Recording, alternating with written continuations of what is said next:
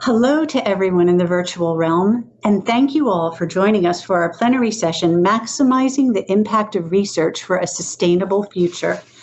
My name is Anne Gabriel, and I am Senior Vice President for Global Strategic Networks at Elsevier. Elsevier is proud to be hosting this session, as well as several others at CSPC this year, and I'm really looking forward to today's discussion with our panelists. Elsevier provides information and analytics to customers across the global research and health ecosystems. We are deeply committed to advancing the SDGs by providing quality information, data, and analytical tools to help stakeholders make these goals a reality. As many of you know, the United Nations has set a 2030 target to achieve a sustainable and equitable future for our planet through a set of goals known as the Sustainable Development Goals, or SDGs. This year marks 5 years since the launch of the SDGs and the start of the decade of action we have left to achieve them. We believe that research forms the basis for action. Today's session will focus on the critical role that research plays in advancing societal change. Our distinguished panelists come from the publishing, NGO, and academic sectors and will offer perspectives from both within Canada and beyond.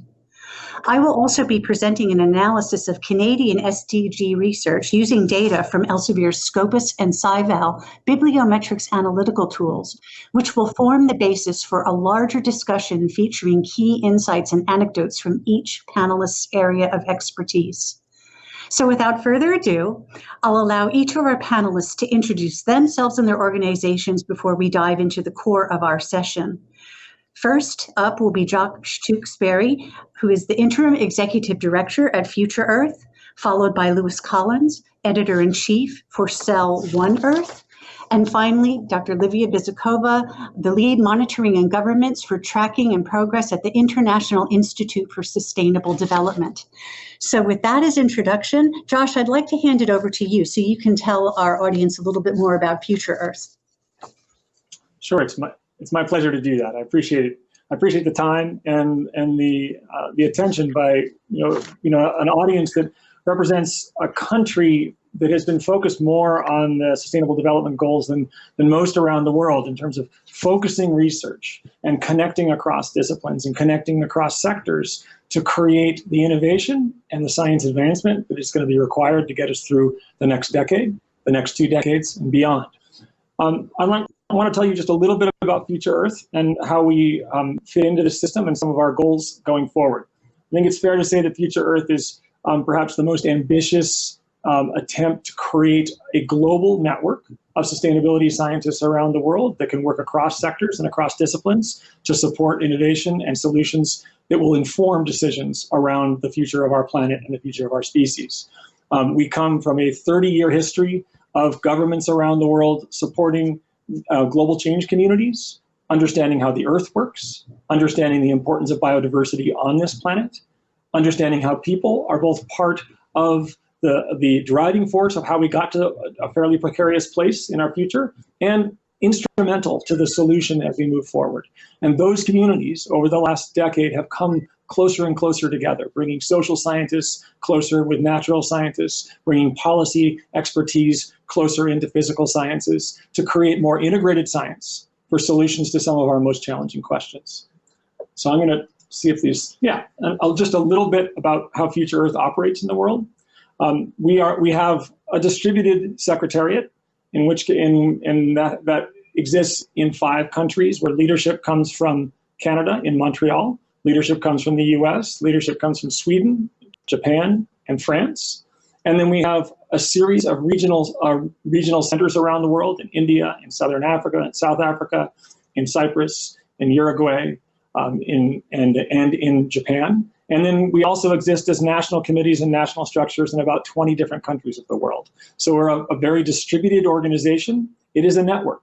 It is a network of largely volunteers, perhaps 30,000 volunteers around the world, all of which have day jobs in the most prestigious universities, think tanks, public sector and private sector and civil society organizations of the world. But they recognize the need to come together and to connect across discipline and geography to support the kind of science at the time it's needed for the decision processes that we're all involved in. So what you can see on the screen here is sort of the breadth of the communities that are supported by Future Earth. Many of these are supported also jointly by other international organizations, so we share that support load with organizations like WCRP and others that have been supporting work, particularly on climate change, for example. And these go all the way from sort of strong social science communities like Earth system governance, that kind of a focus, down to natural and physical science communities that work on everything from the atmosphere, the deep ocean biogeochemistry, or integrated land system science. This is the bedrock of Future Earth.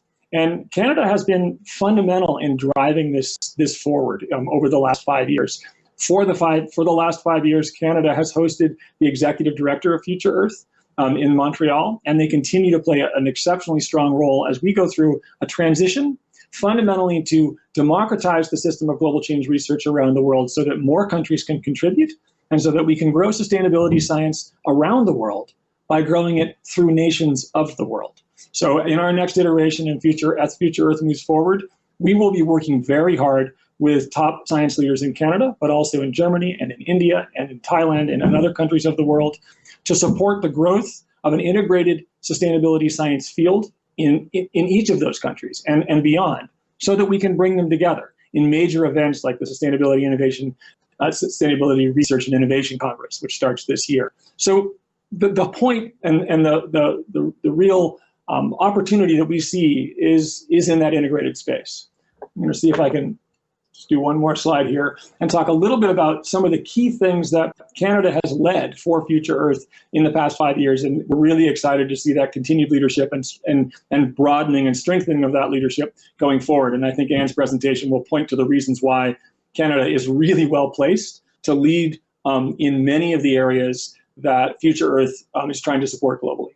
Over the last 5 years, one of the major initiatives that we have launched at Future Earth is an attempt to integrate approaches to SDGs, focusing through the life-supporting sustainable development goals. SDG 6, 13, 14, and 15. These are all sort of, in some people's minds, that base of a donut in the sort of fundamental sort of life-supporting processes that we need to maintain if we're going to reach the rest of the sustainable development goals. And we've been working in country after country to explore how does a pathway to sustainability change depending on your emphasis and your entry point to that pathway? And how would France approach that problem, and how might that be different than how Canada approaches it? And similarly, the way in which a country that's in a developing state or a country like India or China approaches it will be different than a developed economy such as Canada or the UK. So trying to nationalize the process of engaging with the sustainable development goals and to put some structure in it where scientists are coming together to ask questions such as, what is the world we want to live in? And then how do we get to that world, and which are our best entry points? What are the trade-offs? What are the synergies? What are the order effects in that? Importantly in this process, and this is something that Canada has absolutely led on globally, is this idea that the digital age, how we engage with our digital infrastructure, everything from AI and on, will be absolutely critical in deciding our pathway forward in Canada, but also for the world in general. And that's a problem and an opportunity both that crosses sectors inherently. It is a private sector problem. It is a civil society problem. It is a public sector problem. And it is absolutely a science problem. And one of the things that I think Canada has been willing and leaning in to offer is, let's think about global solutions to that. And the work that they've started in that over the last 3 years that Canada has started is now leading the world in that space. So we're really excited to see that move forward in the Sustainability in the Digital Age initiative that is led out of the Canada Global Hub of Future Earth. I think that's all I have in terms of generals. No, one other piece. And I think I've said most of it's on this slide. When we think a little bit more detail around this Science-Based Pathways Initiative, which is the first initiative I described, looking at those Earth system pathways, there has already been work to explore ways to reach Canada's post-2020 global biodiversity commitments within that structure. And there's more of that work coming ahead in deep collaboration with some of the international initiatives that are being led out of Canada, such as GeoBon and others. And in that Sustainability in the Digital Age work, I want to just point to these two, the sort of last piece on this slide, which is, I think, the provocative question that Canada is leading all of us to answer, which is what might an SDG focused on the digital age look like? Like, how would you think about using digital to get to where we need to go? And what are the constraints and opportunities provided with that perspective? I'm really excited that the leaders in Canada have leaned into this process. I think I'll leave it there, and maybe we'll have a chance to chat more in the breaks. Thank you very much, Josh, for that introduction, and we really appreciate all that Future Earth is bringing to the discussion. I'd like to turn it over now to Dr. Lewis Collins, who is the editor-in-chief of One Earth, a cell journal. And Lewis, please take it away. And before you do so, I'll just encourage the audience, if you do have questions, feel free to put them in the chat. I'll be looking at those when the session ends, and as time permits, we will share those questions with our panelists. So, Lewis, please go ahead. I think my slide may be, yeah, that's right. So thanks for that introduction, and thanks, Josh, for setting the ground for me to move into here. So I come at this from a publishing perspective, a bit further down the pipeline from the research initiation process. Now we're at the publishing end of the line, and whenever I talk about One Earth, people tend to want me to classify the journal for a particular discipline. They ask me, is it a journal for environmental sciences? Is it a journal for earth sciences? Is it a sustainability science journal? I think people tend to feel comfortable when they can associate something new with something familiar, when it can be placed within a well-defined box. Unfortunately, many of the societal challenges that we face today transcend disciplines. Each of the 17 SDGs, they relate to a challenge, not a discipline. And each of these challenges are interconnected. A disciplinary approach just isn't going to enable us to address these issues. It just won't cut it anymore. But that has been our traditional approach to addressing these problems. We need a much more integrated approach. We need to break out of our well-defined boxes and really come together and break new ground. Now, on a positive note, we're seeing great strides in this direction, as Josh clearly conveyed to us there, Future Earth in particular. We're seeing research consortiums like Future Earth, we're seeing interdisciplinary institutes emerge, we're seeing cross-disciplinary university departments and transdisciplinary funders entering this forum. And Canada is playing a very important role in this regard. When we set up One Earth, we look to support it with a globally distributed board of advisors, and we certainly look to Canada to help us in this regard, as we did other nations. And we've benefited greatly from the insights and the expertise from Canada and around the world. The problem seems to be, however, that while we're seeing huge strides within the research community and the framework of support around that community, we're seeing perhaps less progress from a publishing perspective. When it comes to publishing that hard-won integrated research, authors continue to be asked to choose a disciplinary audience via a disciplinary journal. And this really limits the dissemination of ideas and slows our progress. And to be frank, we just don't really have that time to waste right now.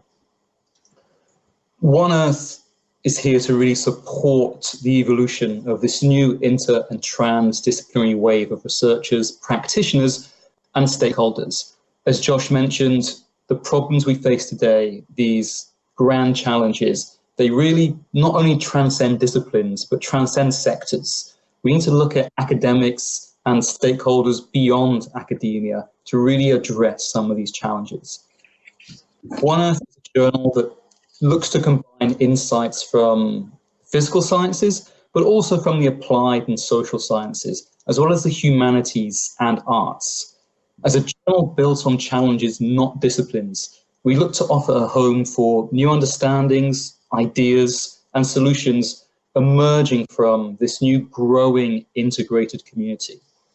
But we recognize that reaching beyond disciplinary silos to embrace new approaches, it isn't easy, particularly when for much of our science history, we have looked to work within very unified, well-defined boxes. At One Earth, we're looking to try to erode some of these barriers, to bring disciplines together and to stimulate the cross-pollination of ideas and really encourage collaboration, because that's what we need right now. In a world full of problems, One Earth seeks to be part of the solution. And as with many walks of life, we believe the solution begins with a story. So one of One Earth's prime approaches, which is surprisingly novel, I would say, in the world of publishing, is that each issue is defined to be read.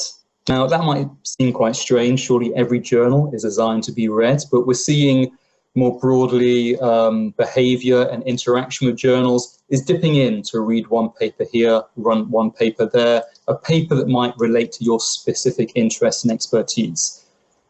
At One Earth, we're looking to design and publish every month a journal to be read by a broad audience, one platform for a wide community. So each of our monthly issues, and this is our August issue here as an example, is editorially curated by our in-house team, myself and 3 hardworking individuals. We look to curate each issue around a topic of socio-environmental importance.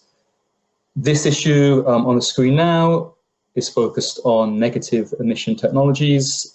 Tomorrow, in collaboration with the National Geographic, we're publishing our 15th issue, which is focusing on mountain communities. And other topics this year have stretched from ocean health to sustainable cities, water security to extreme events. So we're looking to really bring individuals from different disciplines and unite them around a common theme that makes sense to each of them.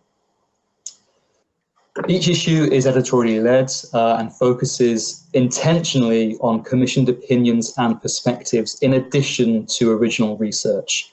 We feel that understanding and appreciating the different perspectives and worldviews from different disciplines, from different parts of the world, is the first step towards really establishing robust cross-disciplinary collaborations. If you can't see a problem from a different perspective, it's really hard to engage from that different perspective. Some of our unique features include art. So we feature art solicited from artists who are committed to environmental advocacy on our covers and in our pages. Our cover for our August issue came from Elisa Singer, who some of you may recognize her work from the cover of the now infamous IPCC special reports on 1.5 degrees. We also feature an article type called Visual Earth, where we feature every month art from an individual and a story of their inspiration. Part of our reason for really embracing art here is because we're looking to bridge this gap, not only between disciplines, but between science and society.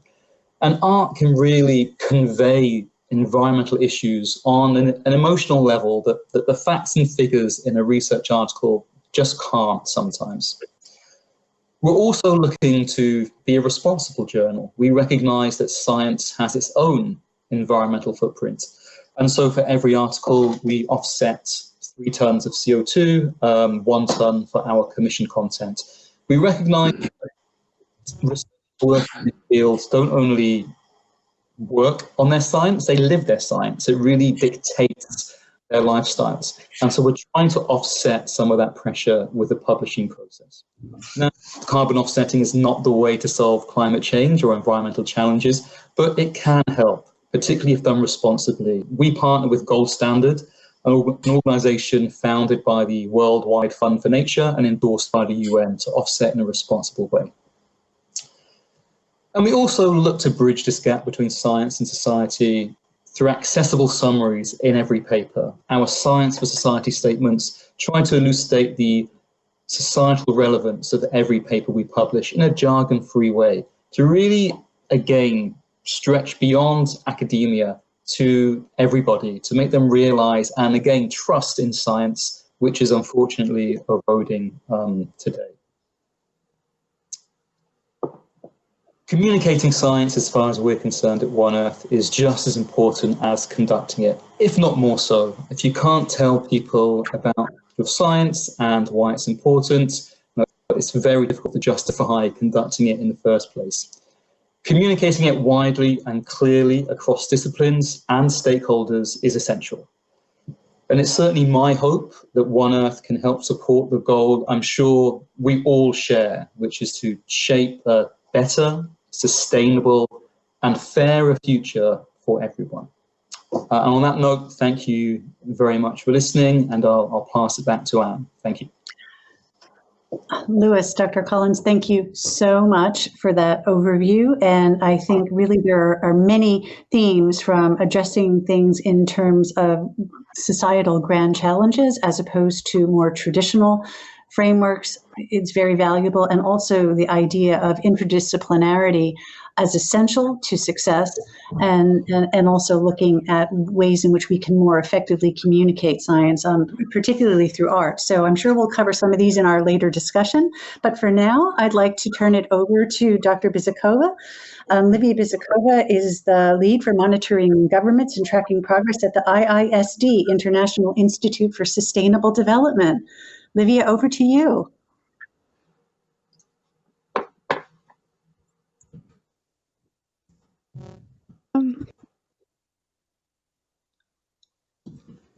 Can you hear me?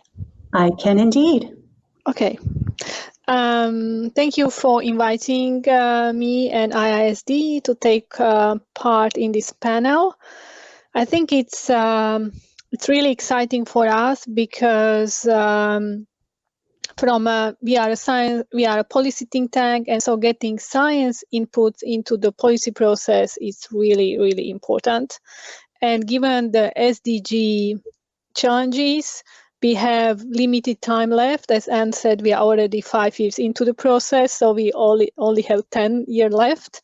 And so faster we set up the course of actions, what to do and how to prioritize activities, prepare the strategies, faster we can actually start doing things.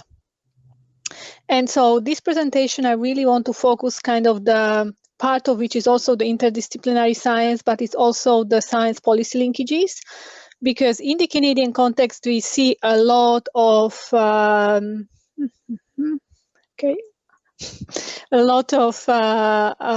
changes in the policy world, and therefore I feel that it's really critical to have a science and science outputs that actually speak to this policy process and policy needs to advance the action on SDGs. So now I'll try to move to the next slide. There you go. Thank you. So I would like to cover kind of 3 levels of science and policy linkages. So inspiration for science to advance policy, I would say.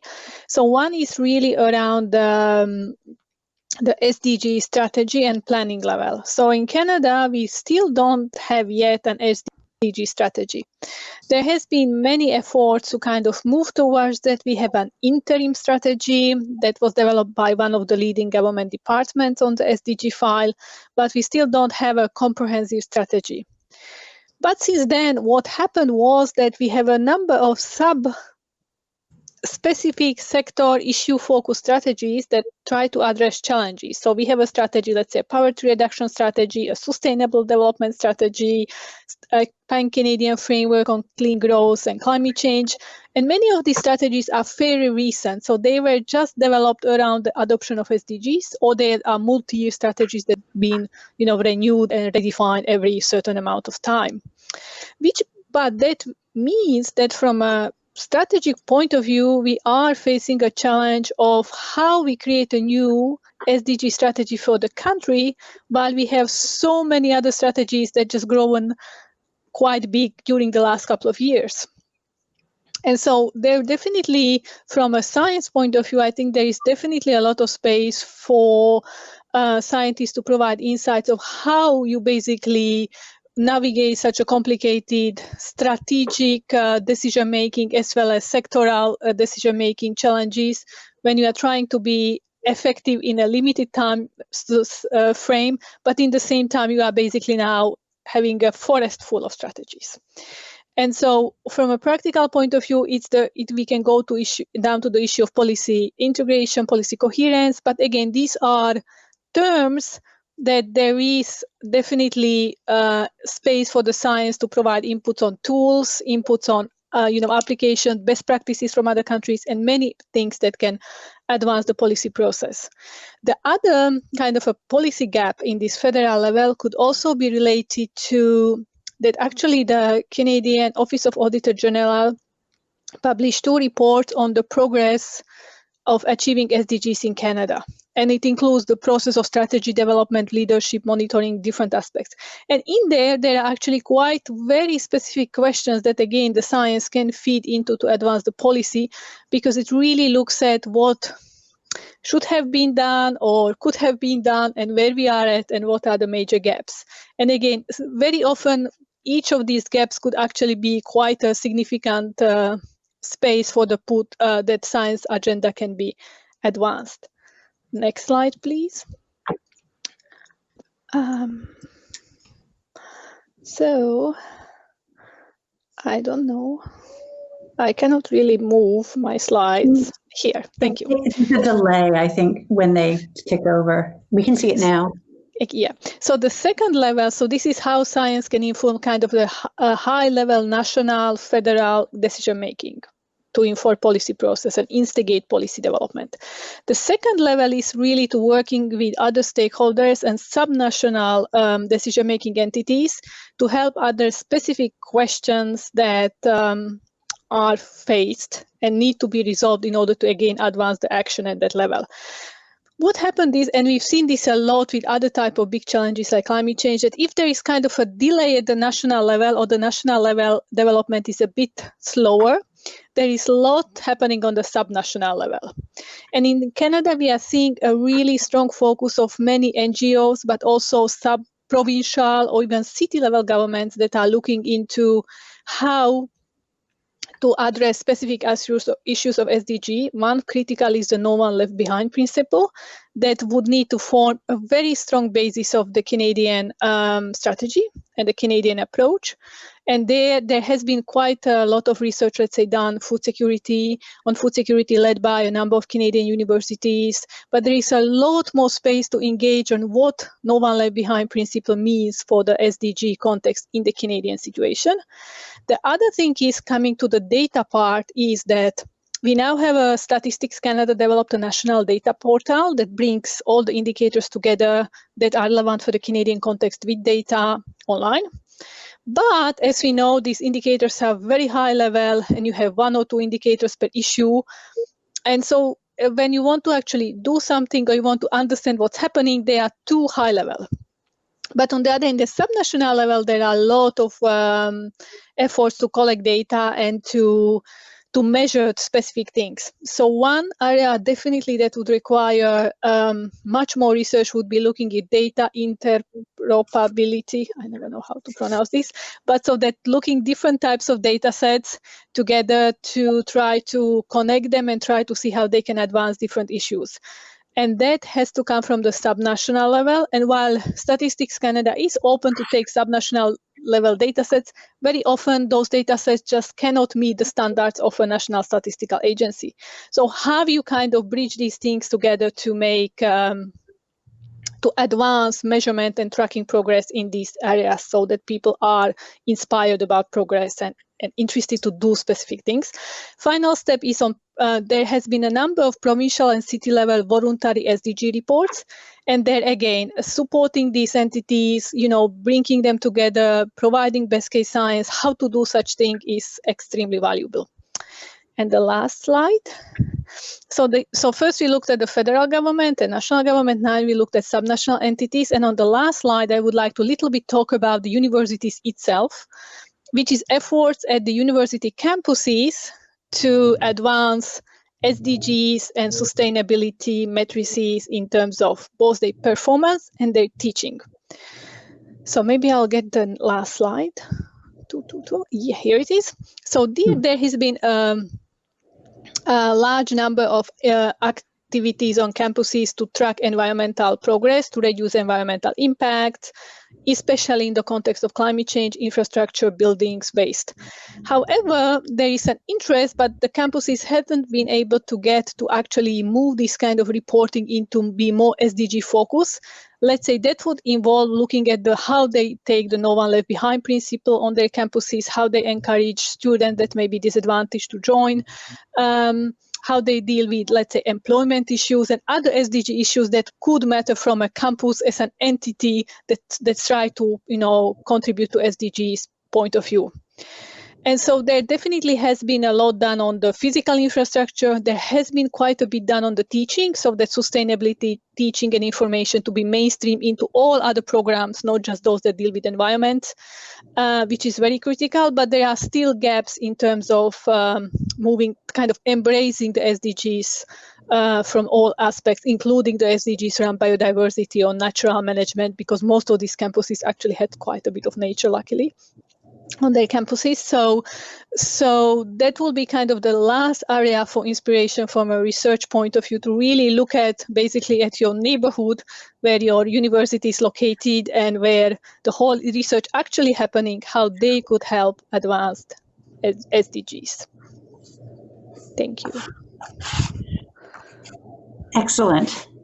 Thank you, Livia. Really appreciate those perspectives. And if you all have questions in the audience for Dr. Bizikova, please do put them in the chat. I think there's a lot we can discuss about what's working well and what needs to move forward. And now it's my turn to share a presentation with you all. Can everyone see my slides? I can see them coming up on the screen. That looks pretty promising. So I'll get started. One of the things that Livia mentioned reminded me of a conversation that I had at the launch of Elsevier's Analytics and Gender Report, which was presented in Washington, D.C. And I had a congressman tell us, what you measure, you can change. And I think that's one of the reasons we're looking so closely at what analytics can do to inform these larger questions. So today, I would like to share with you some highlights of Canadian research related to the SDGs. As I mentioned earlier, I'll be presenting an analysis of Canadian research using data from our Scopus and SciVal bibliometrics analytical tools. So this is article data, which will form the basis of a discussion that I'd like to have with our panel. So I'm going to try to advance my slide. Terrific. Since 2015, when Elsevier launched our first analytics report on sustainability science, which is incidentally how I first met Josh Tewksbury when he was still back at the University of Washington, we've been deploying our analytics capabilities across the Scopus database of more than 100 million journal article records and metadata to illuminate growth and trends in sustainability research. And in 2020, the launch of the Power of Research to Advance the SDGs coincided with the United Nations Global Goals Week. This report provides valuable insight into the role scholarly output plays in advancing societal change. In addition to this standalone report, Elsevier's research analytics teams have been collaborating with research community domain experts to create a Scopus search query for each SDG used in our SciVal tool. And this generates predefined research areas, and it helps researchers and institutions track and demonstrate their progress towards the SDGs. Let me say a word about scope. The Scopus database indexes between over 80 million scientific article records for more than 5,000 publishers. There were over 4 million articles across all publishers that relate to specific SDG goals published between 2015 and 2019. So within this surge of research output related to the SDGs, Canadian research is growing. A 2019 report by the Sustainable Development Solutions Network, SDSN, ranks Canada 20th out of 162 countries in terms of sustainable development. In theory, there's a strong two-way relationship between sustainability research and public policy that works together to identify and understand and ultimately address those grand challenges for the greater good of society. In reality, sometimes these cooperative relationships are rare, and instead researchers and policymakers can face multiple factors that prevent effective communication and collaborative pursuits and prolong, the period that it takes for environmental issues. I'm looking at my slide. Excuse me for 1 second. Terrific. But Canadian research on SDG topics has progressed positively in spite of universal challenges to development. My next slides will tell the story of this growth in 4 areas: research output and impact, research collaboration, rankings, and interdisciplinary research. I will share some data in each area, and after each of these sections, I'm going to revert to our panel so that they can share their thoughts. And at the end of these areas, at the end of this presentation, we will have an open discussion with the time left, where we will also field questions from our audience. So let's take a closer look at Canada and SDG research. You can see the first slide, which shows total SDG-related output as a share of regions' research. And this is important because Canada actually has the highest proportion of SDG-related output as a share of its total research, nearly 38%, followed closely by the United States. The fact that the rest of the world has the lowest rate is a surprising finding, given that this also includes China and India, both with prolific research output. So which SDGs are driving this growth? This slide shows SDG-related output as a share of regions' research for each SDG.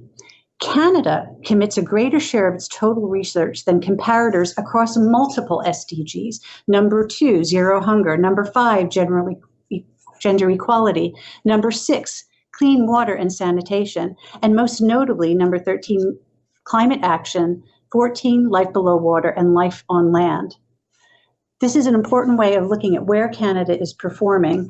Where Canada performs less than the average of other regions is in SDG 8, decent work and economic growth, SDG 7, affordable and clean energy, and SDG 9, industry, innovation, and infrastructure.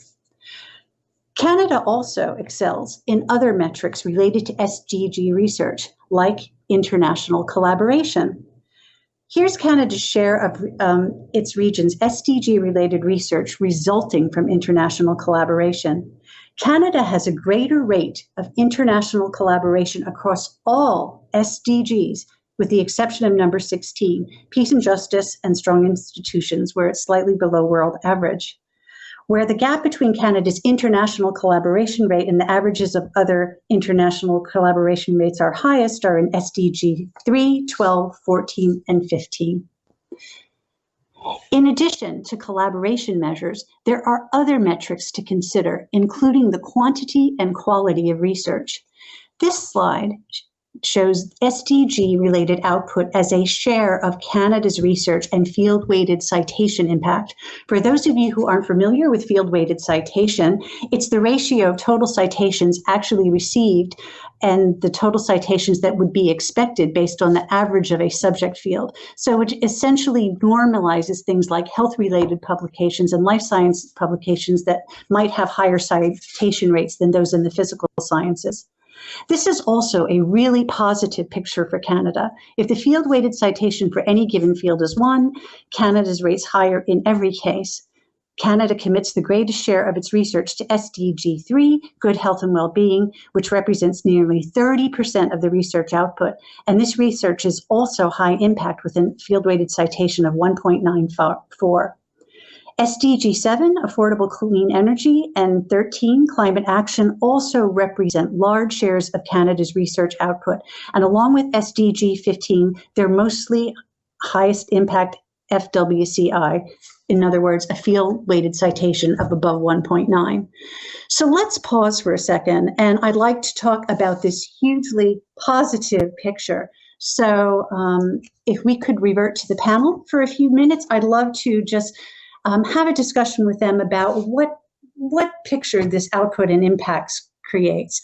I have a question. The fact that the world, including China, has a lower proportion of SDG research as a share of their total research compared to Canada, the US, and the EU is a surprising finding. Panel, what are your thoughts on why Canada is doing well amongst some of these comparators?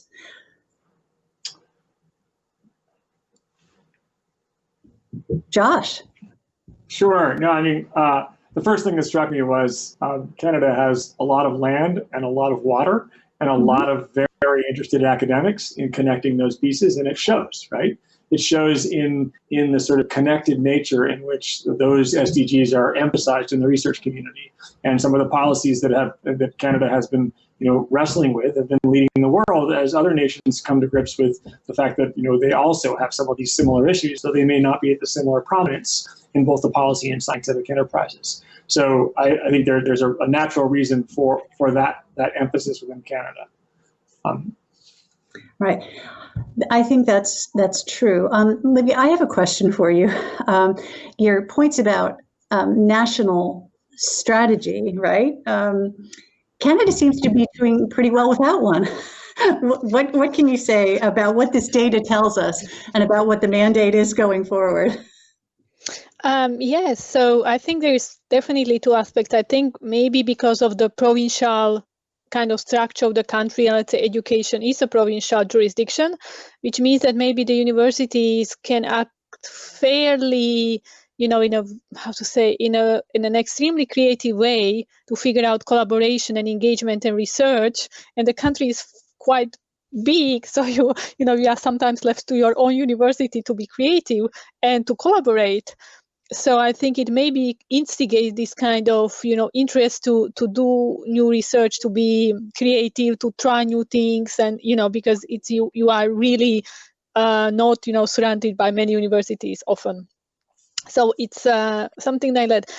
And from the strategy point of view, it's definitely a challenge, because that's the one thing that, how this strategy should be created, given that there are so many current things going on and that they are, running on their own timelines, on implementation priorities. But I think so definitely the strategy cannot be something completely new. It has to build on what we have. But on the other hand, lack of strategy may run into the challenge of misalignment or kind of, losing some win-win opportunities. That if you only prioritize one of the sustainability issues, and then that's what Louis was talking about, you look at how to best reduce climate emissions, or how best to address poverty reduction, you, let's say, miss people who are impacted by, let's say, climate policy activities, but they are, let's say, poorer or impacted by other things as well, but you can't capture these overlays. And I think that kind of dealing with such a complexity as SDGs are, some, hope that things just will come together without a strategy. My personal view is that that's a very brave hope. Well, it's definitely starting from a very strong position, which I think is always very helpful. And some of your comments lead very well into my next question, which relates to when we broke down the output by SDG. Canada does better than its peers in subjects relating to climate change, very, very broadly. Conversely, they're performing slightly less well in SDGs that pertain more to societal and economic fields. Louis, I was wondering maybe what you're seeing in Canada, and perhaps more broadly relating to these issues from the research and publishing community perspectives. Quite interesting. This is a pattern that you quite often see in other nations as well, particularly regarding the subjects around SDG 13, 14, 15. And I think this is primarily because these SDGs relate to the Earth's physical and biological preconditions, if you like. Mm-hmm. And the foundation for research in these areas is very much grounded in the natural sciences. And the natural sciences have consistently been awarded more funding than many other fields of research, arguably those fields that are more related to the SDGs that are associated with basic human needs or universal values or social and economic development. So I think what we tend to see is we have really well established bases in the natural sciences that relate to these areas, life on land, life in water, the physical components of climate change. And because of that, we see much more research outputs and much more activity in those areas. What we are seeing, I think, which is positive, and particularly from Canada, is an emergence into these other areas as well, the areas that are more social science related and applied science related. And so I think part of the issue here is just a historical foundation within natural sciences and a gradual emergence and interdisciplinary collaboration with other types of science. Okay, fantastic. Let's talk a little bit about the international collaboration metrics. We saw a broad one, and I'm going to get into collaboration in more detail. But just as a headline, Canada's SD research is more internationally collaborative than its peers in just about every case, with the exception of 16. Is this something that is just, we think, is inherent in Canada's historically collaborative relationships across the border with the U.S.? There's something more there related to the SDGs and the attitudes about outreach in this case. Livia, any thoughts there? Josh? Sure. I mean, a couple of things. One is I was actually sort of struck that, that the relative proportion of research devoted to SDGs in Canada and the United States was so similar, given how much more prominent the Sustainable Development Goals are within policymaking circles in Canada versus in the U.S., at least from my read, and I would love to hear from those closer in Canada. But in the U.S., the penetration of that structure for sustainability is very low. Mm-hmm. And so it's an interesting question about sort of potentially why it is that they're so similar in the SDG-related outputs and what that has to do with the metrics. But in terms of the collaboration, I think it does suggest, one thing that I think would be very interesting to explore is the incentive structures for collaboration. And I think your data allow you to do that kind of work. So you can understand, for example, does collaborating internationally provide a higher chance of higher citation rate? And is that more true in Canada than it is, for example, in the United States? And that's the kind of bibliometrics work that I think might help explain some of that. Because I know that's certainly true broadly globally, that some countries gain hugely by collaboration, others gain less. I don't actually know how that relates to Canada as much. I would also add that I think it's also sometimes for us in our work, we often compare Canadian different types of matrices to either OECD average, or many European countries. Because this is also something, let's say, when we look at, I don't know, Germany, Nordic countries, or some others that are really advanced in their SDG policymaking. So, if you compare with somebody that is known for certain reason not really interested in SDGs and sustainability and all related issues, of course, you're going to come out much better. And that's good. But I think it's also, like, from an inspirational point of view, I would definitely be interested to, let's say, see at least the EU average, because one thing from the collaboration challenge, there is definitely a challenge, let's say, from not being in the EU, feel that there is a lot more collaboration going on because of the funding structure in the European Union. While for Canada is like not part of the structure, so we have to develop. Sometimes there are some specific initiatives, but so we have to develop these connections much harder. So in that context, it would be interesting to see if indeed even there the Canadian universities are more collaborative. Then I think would be amazing. Excellent. Well, why don't we go back to our slides then and explore this whole area of collaboration a little further. And some of this will touch on authorship, Lewis, so I will come back to you at that point. So let me just advance here. And what we see here is a slide showing Canada's SDG-related international collaboration output with the Canada-based first author. And across all of the SDGs, what you see is Canada's contribution is stable proportionally between 40 and 45%, even though there are big differences in research output across the SDGs. So Canada's doing a pretty even-handed job of collaborating broadly across first authorship in those categories. But if we look more closely at the share of Canada's SDG-related low-income country collaboration with a Canadian first-based offer, it differs more than the previous slide. And you can see that there are different levels of collaboration within each of the SDGs.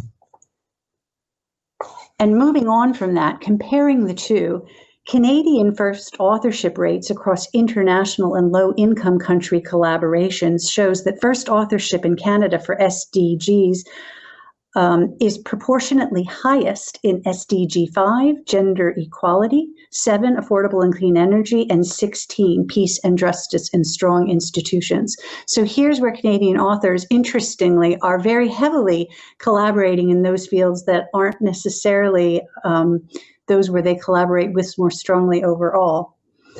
And finally, just looking at the next slide, we have Canada's share of SDG-related output from an author from a low-income country where it's greater than the world's share. And here we see for SDGs, number 1, no poverty, number 2, zero hunger, number 4, quality education, and 5, gender equality. Canada has much higher rates of collaboration with low-income country authors than world averages. So this is very encouraging news, and I'd like to, take a close look at where Canada is collaborating. And this shows Canada's SDG-related collaboration with low-income countries and the top 10 by collaboration output volume. And all of the SDG-related research collaborations within low-income countries are in sub-Saharan African countries, plus Syria. So that provides a picture of the low-income country collaboration, which I think shows some of the ways in which the different disciplines are more relevant to some collaborations than others. While we're on this topic of collaboration more broadly, I'd also like to just discuss academic industry collaboration in reference to the SDGs. Sorry, I moved ahead one slide. And this slide shows the share of the region's SDG-related collaboration resulting from academic corporate collaboration. And there's more variance here. Okay, you can see that academic corporate collaboration rates are better than for comparators for SDGs 3, 6, 7, 14, and 15. And the top collaborators are working in areas related to the SDGs, and these are Johnson & Johnson, Merck, Novartis, GM, General Motors, Shell, as well as Canadian companies like Hydro-Quebec. So Canada has prolific rates of collaboration, not only internationally generally, but also high rates with low-income countries, and also healthy collaboration rates across the corporate sector. So why don't we pause and have a discussion about what this means? Part of it is related to relationship building, part of it's related to funding sources, part of it's related to international prioritization. So one question that I have for this group is Canada's share of collaborations with low-income country authors is much greater than the world's share for SDG 1, 2, 4, and 5. Are there compelling reasons for Canada to raise collaboration with low-income countries on some of the climate and infrastructure-related fields?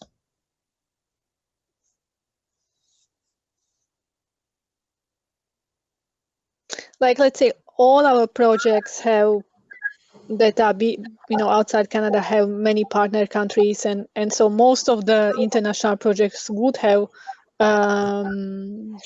international collaborations and also have special funding kind of mechanisms to have partners from different developing countries and sub-Saharan African countries. So I can definitely see that these relationships kind of develop, and then you work together and you do multiple projects. So I'm still surprised that it's higher than the average, but it's definitely something that I can see. From an industry point of view, I would have been interested to see the collaboration with policymakers. So are there people from government offices, federal jurisdictions? Are there somebody from the local government, from the city government that are co-authoring some of these papers?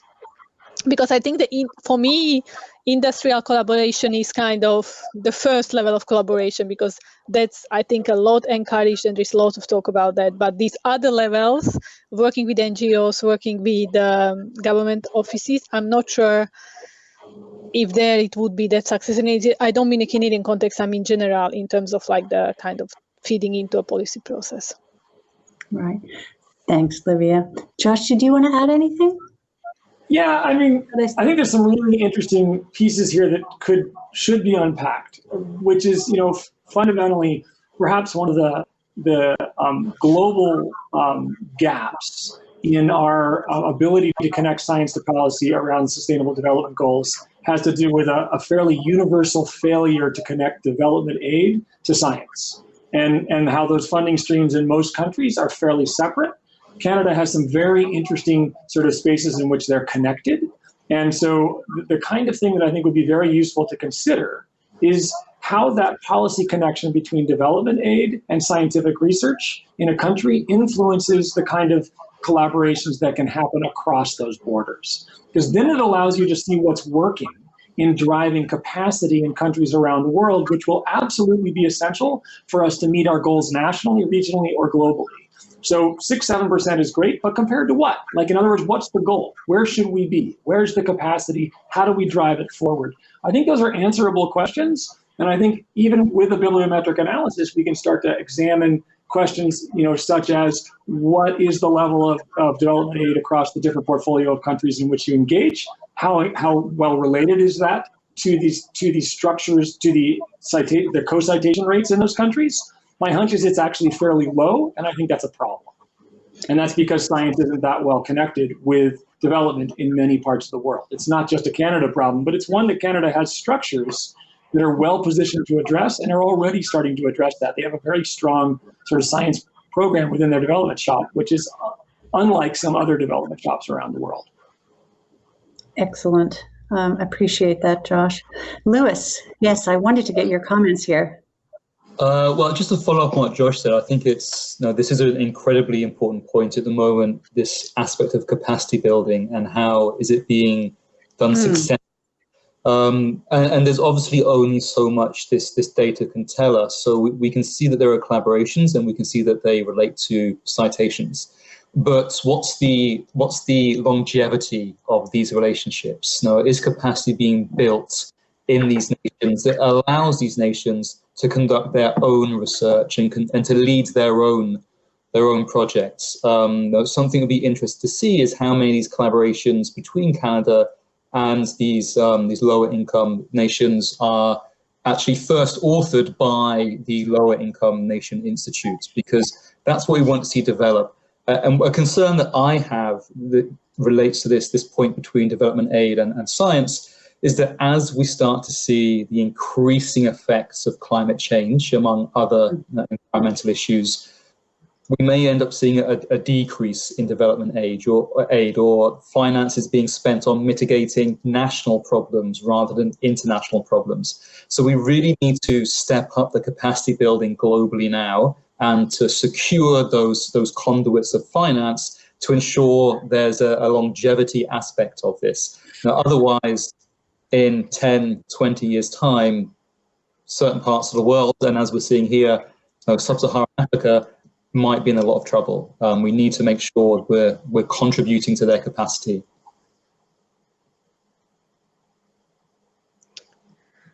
We lost Anne, but maybe I can just add that indeed, like Canada's ODA contributions are one of the lowest from G7, and it has been for a while.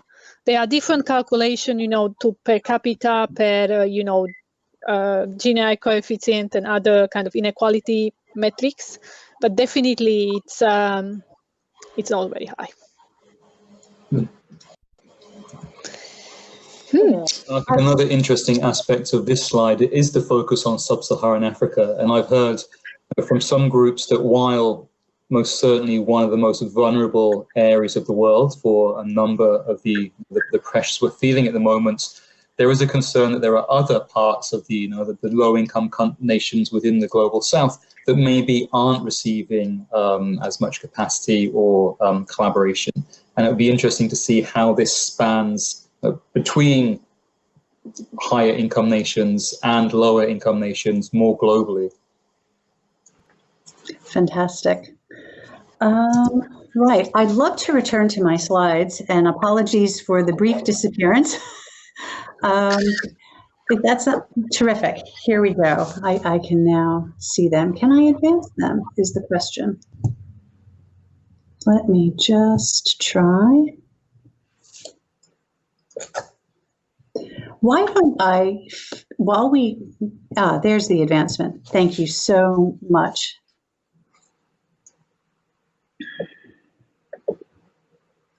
I'm not sure what you're seeing on screen. Are you seeing me advance quickly through several to get to the point at which this is working? Okay.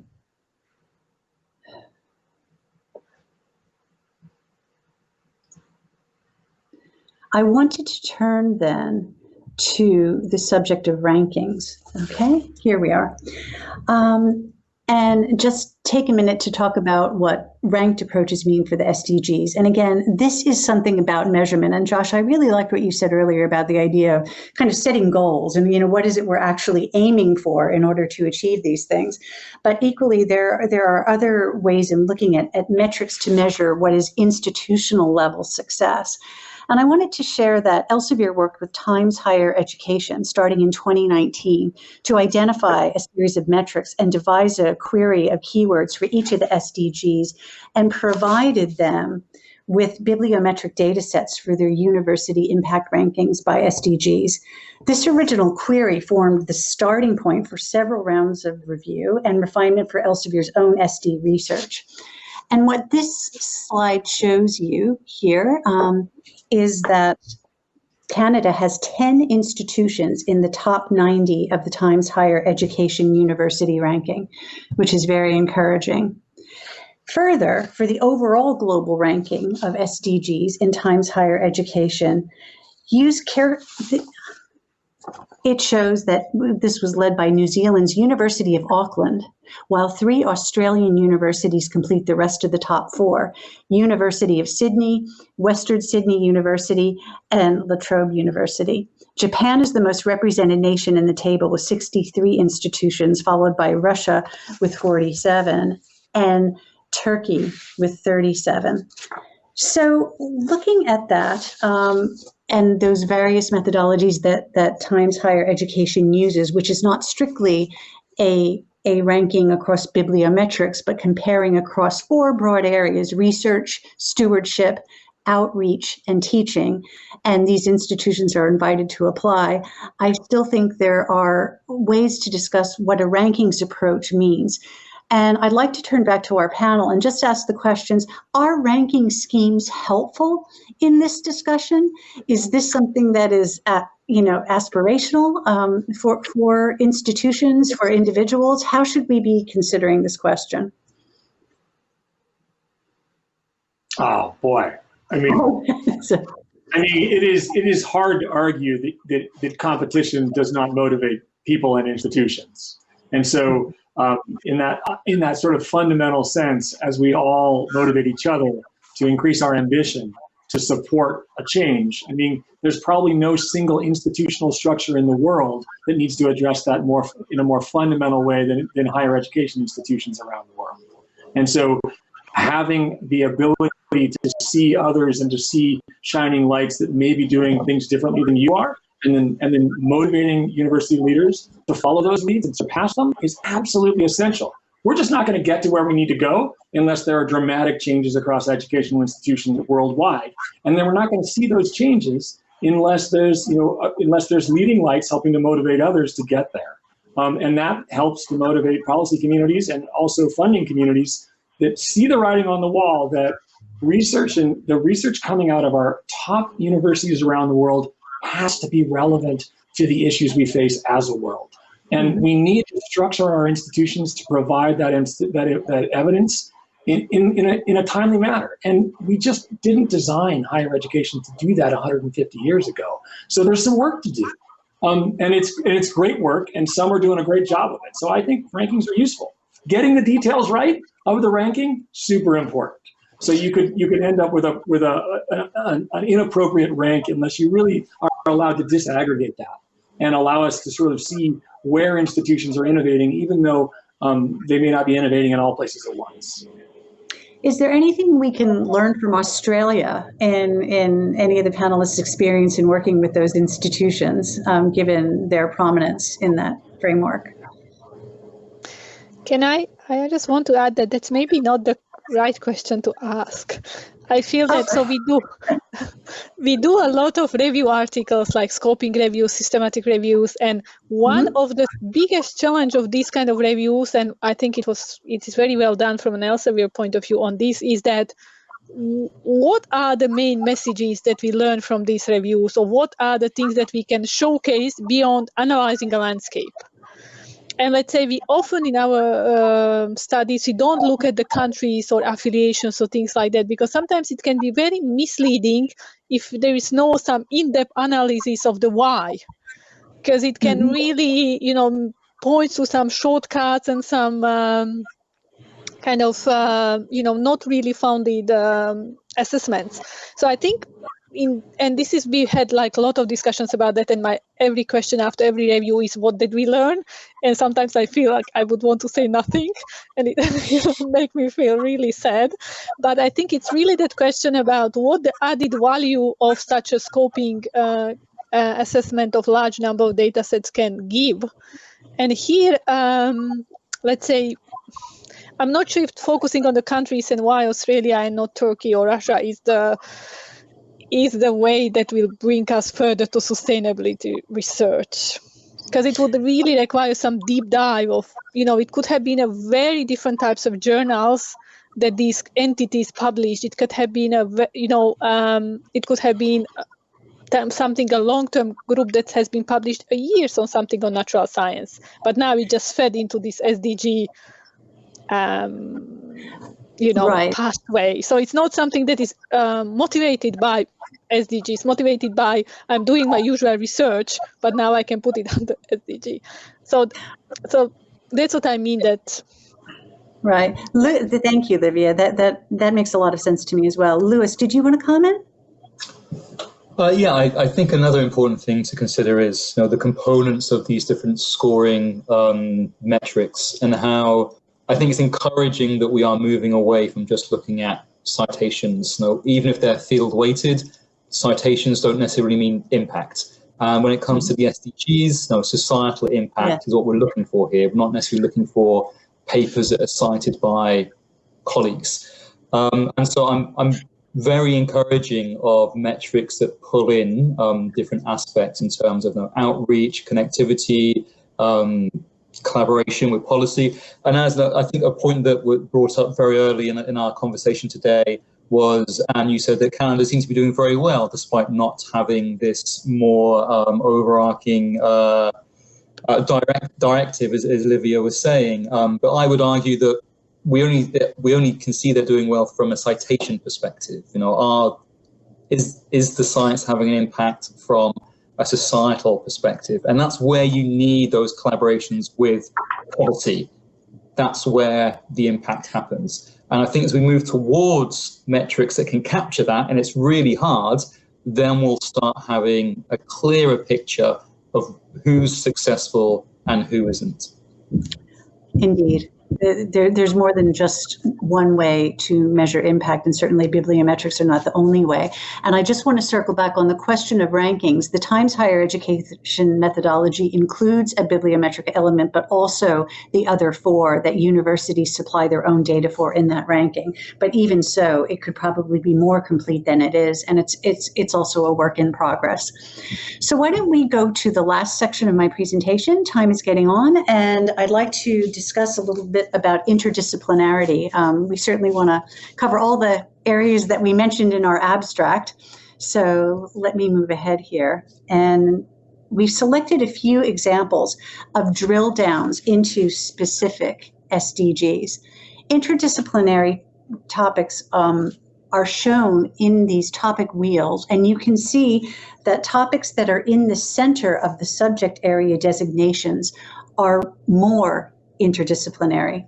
For SDG number 1, no poverty, for example, we see for the 481 articles published with a field-weighted citation of 1.3, climate change, for example, and microfinance are interdisciplinary topics related to these issues. Close to 50% of these publications have an international collaborator. I'm going to show you 3 more of these graphics because what's interesting here, particularly if you're just trying to take in all of this data at a glance, is really looking at that wheel and seeing for the SDGs how the topics cluster round.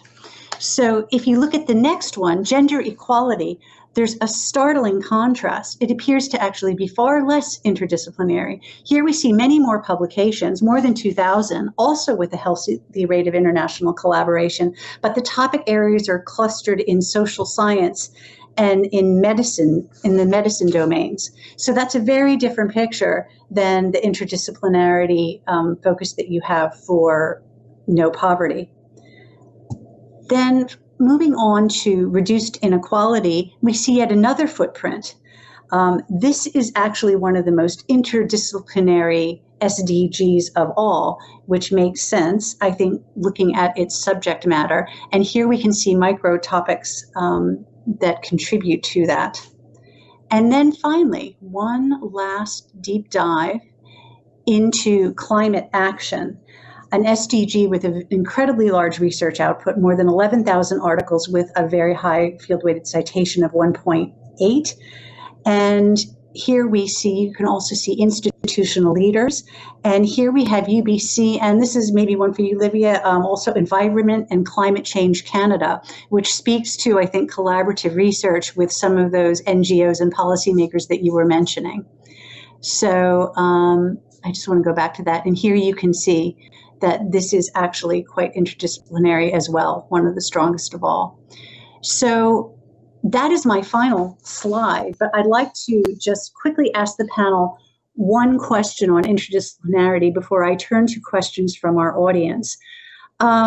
Whereas climate action, guys, seems to be more spread out among different fields, we saw less of that in a topic like gender equality, and yet we know, especially when we think about Lewis's opening presentation and other influences, that interdisciplinary research can be incredibly powerful and also directed across groups to affect change more dynamically. What can we do to sort of foster this in something like gender equality or other disciplines? Any thoughts?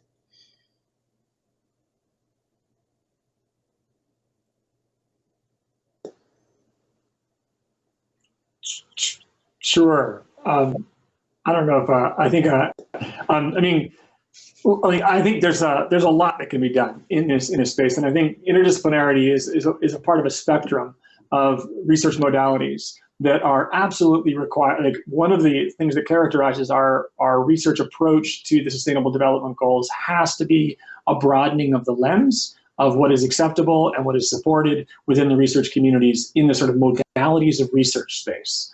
And we have had, 100 or 120 years of primary research being supported primarily as disciplinary work to support the discoveries that really power our world today. And there's been a tremendous amount of value in that. The challenges we're facing today are inherently not just interdisciplinary, but I would say fundamentally transdisciplinary. In other words, if we are going to solve problems fast enough with the best researchers around the world, we're going to have to involve participants in the research that don't identify themselves as researchers. We're going to need policy experts in at the beginning of the experiment. We're going to need stakeholders from other sectors of society rolling up their sleeves early in the process rather than waiting for the research results to come out at the end of the pipe.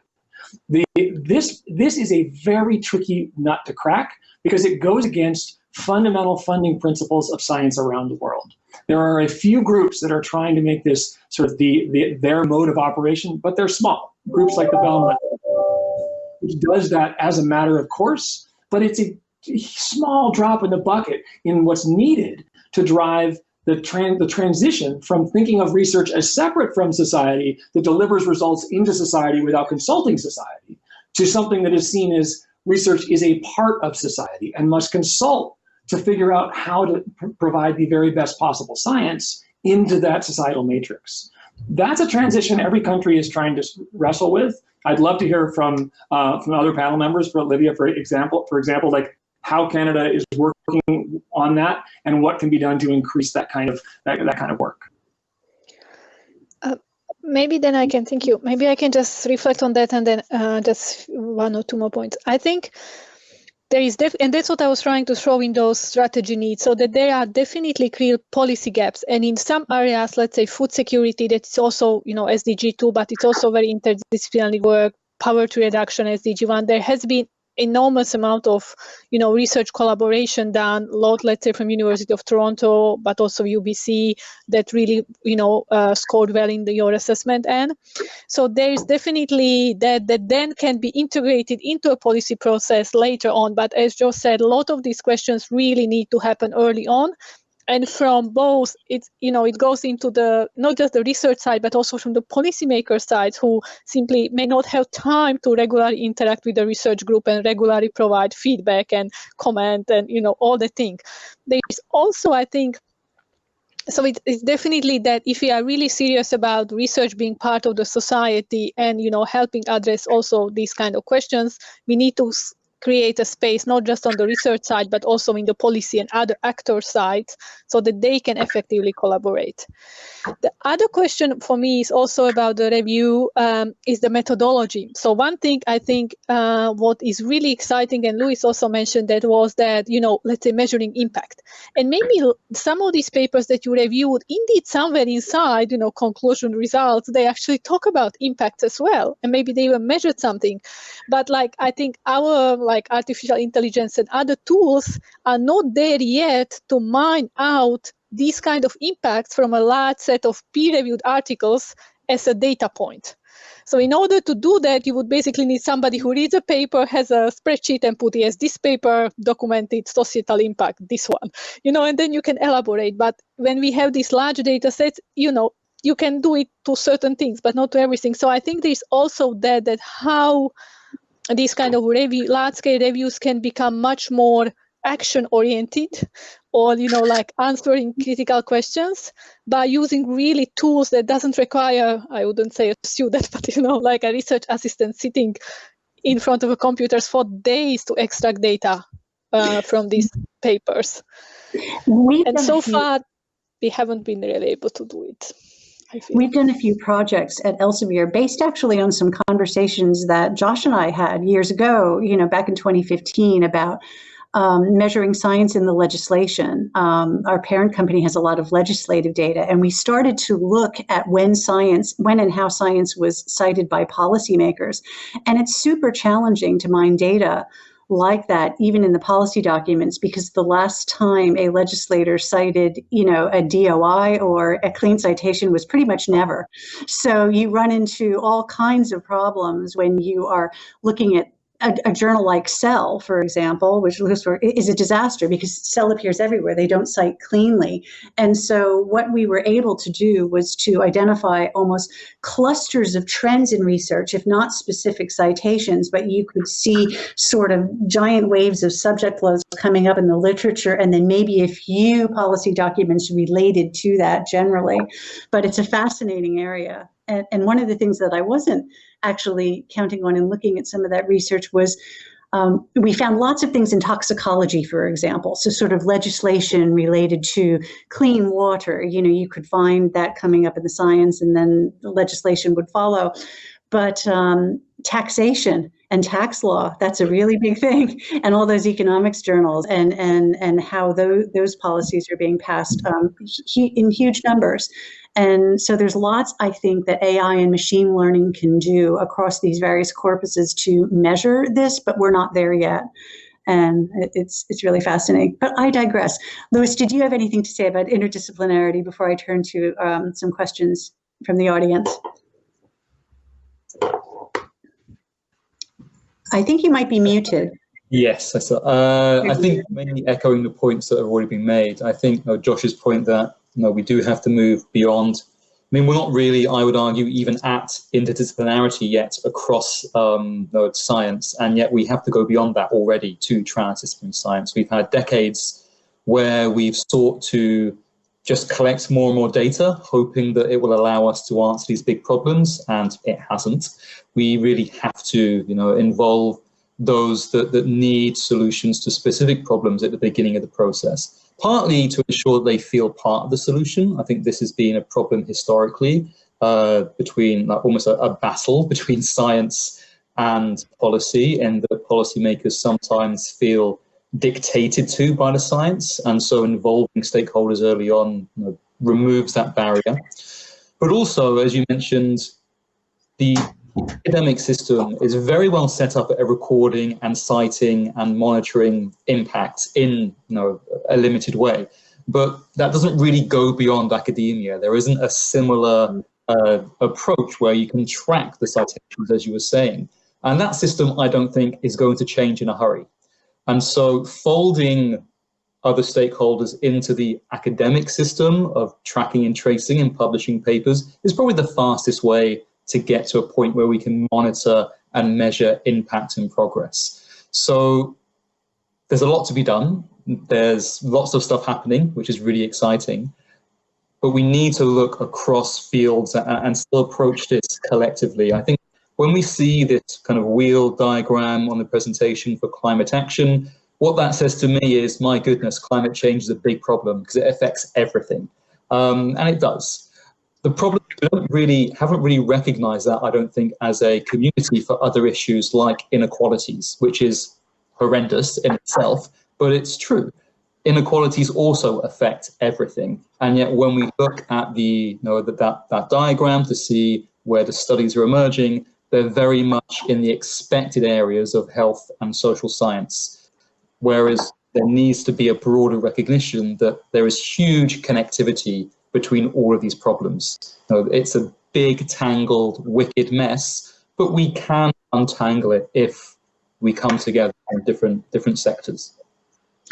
Excellent. Well, thank you for that input, everyone, on interdisciplinarity.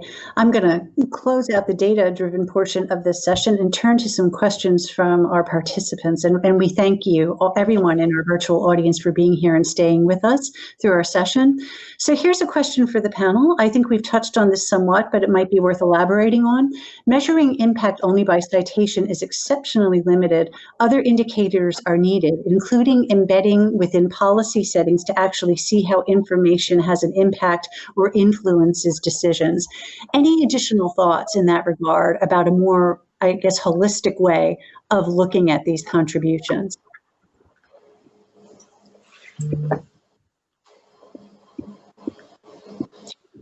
I mean, I would say that there are some imperfect measures at the moment, these article level metrics that are looking at impact via social media and via some policy documents, although they're very hard to mine. Metrics, metrics, they are emerging, but I mean, I would argue that they need more development and they need to be brought into the mainstream a lot more and faster. And again, this is probably because we know that the citation of papers, well, we're familiar with it and it's embedded into many of our systems. Moving away from that slightly can happen, but everybody has to do that together. Funders have to recognize broader impact through alternative metrics. Universities, when assessing tenure track applications, have to recognize that.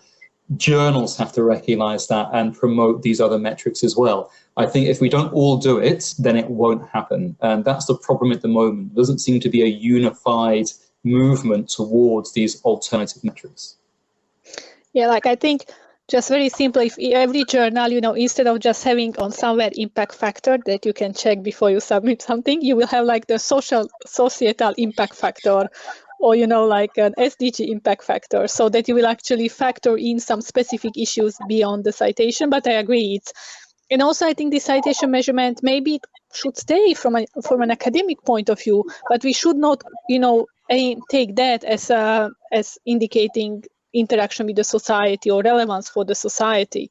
And maybe to understand that, maybe a metrics is just not possible yet. Maybe we really need much more in-depth assessment on certain issues where that societal impact can likely to occur the most, and understand, to have a targeted issue. I don't know, the journal after end of the year review all the papers that they published that year and pick some summary about, this was the papers that we published and these were the major contribution to society out of these papers.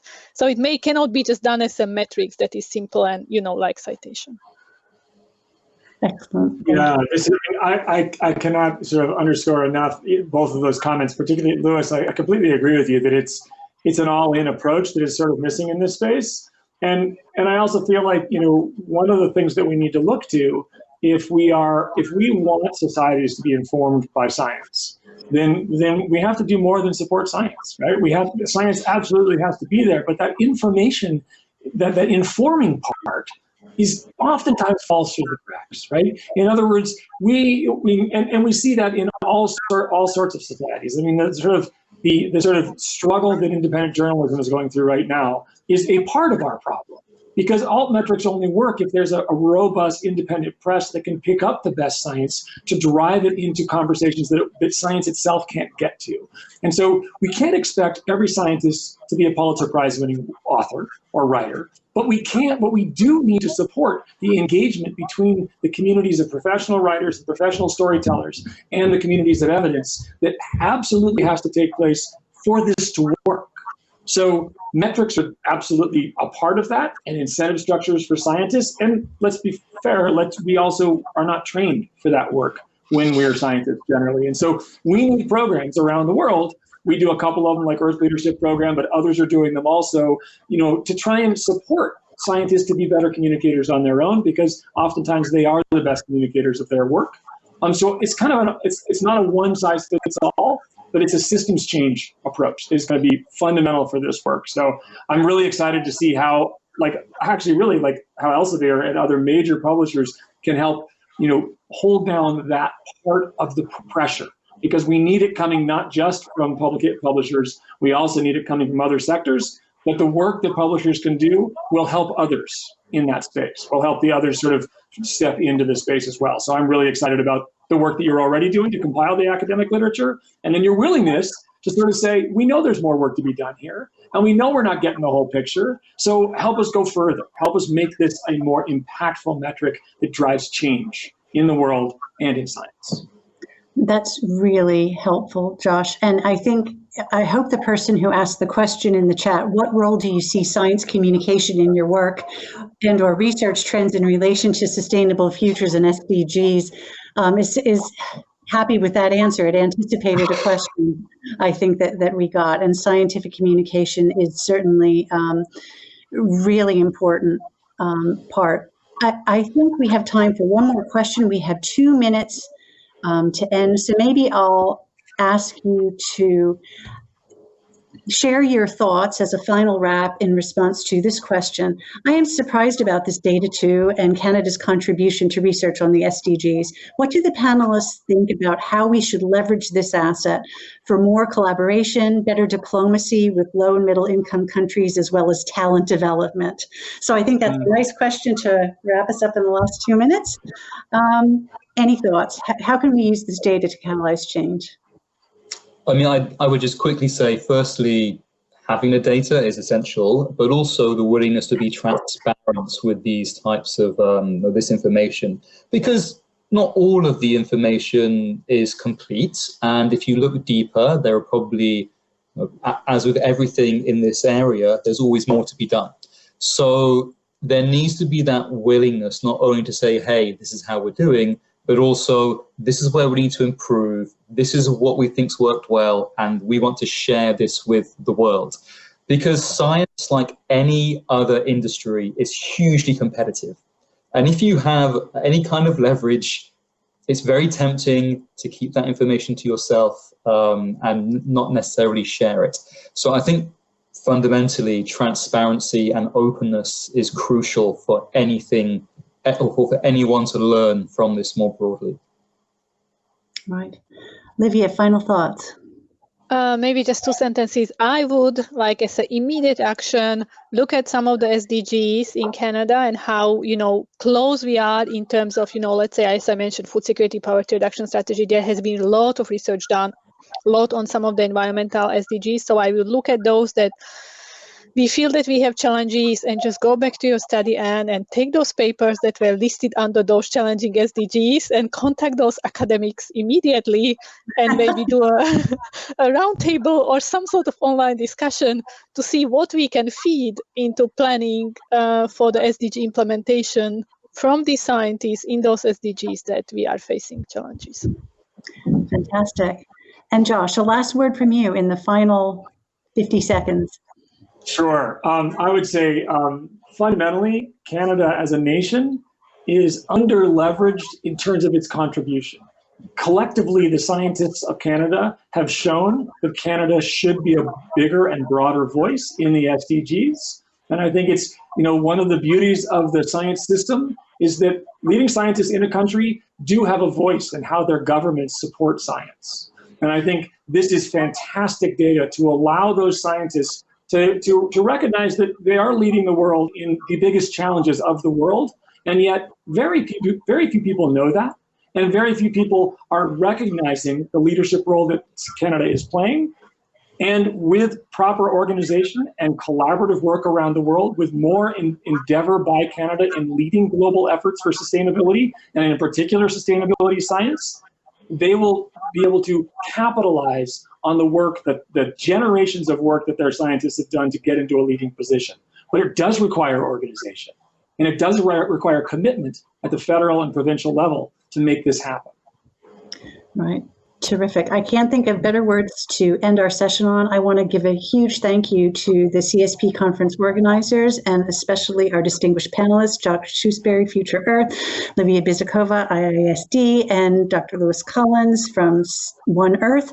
Thank you both for so generously sharing your time today. And I also like to thank our audience for your kind attention and your questions, and looking forward to working together within this community to make the world a little better. Thank you. Thank you. Cheers. Thank you.